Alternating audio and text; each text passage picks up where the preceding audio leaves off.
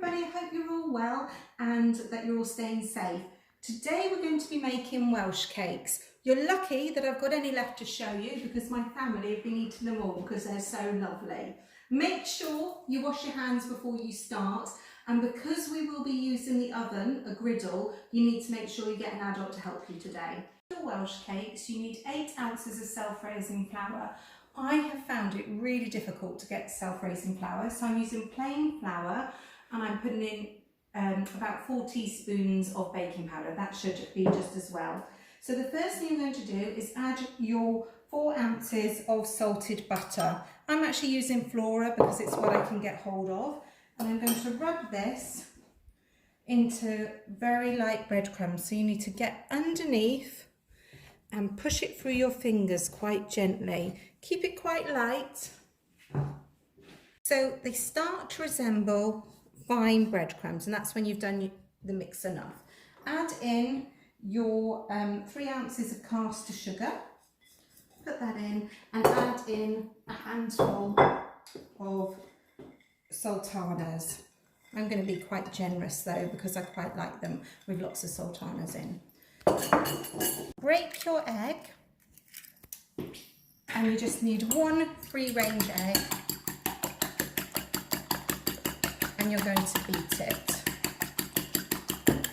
What I like to do then is make a well in your mixture, pour the egg in, and then start mixing it all around to form a dough. When you've done it enough as you can with a fork, actually get your hands in and try and form it together to make a dough. If you find your mixture is too dry, you can add in some milk.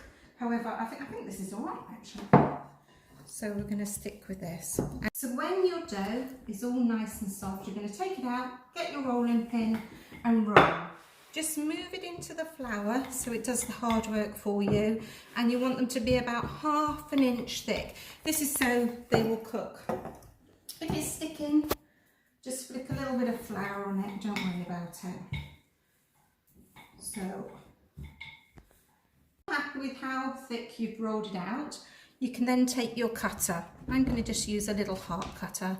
You can use any type of cutter. You could use a star, you could use a circular one, whatever you fancy. See, you get an awful lot of the little Welsh cakes, and just keep rolling up your mixture until you've used it all up. So just keep going and going. So now we're cooking them. You can use the top of a griddle or you can use a frying pan. You must get assistance when you do this because obviously it's hot. You put a little bit of butter onto your surface, then you wipe it off with some kitchen roll.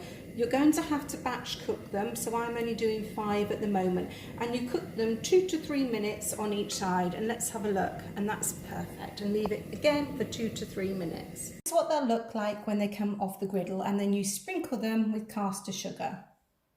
Next time we're going to be making a cheese and tomato quiche, so I look forward to seeing you then.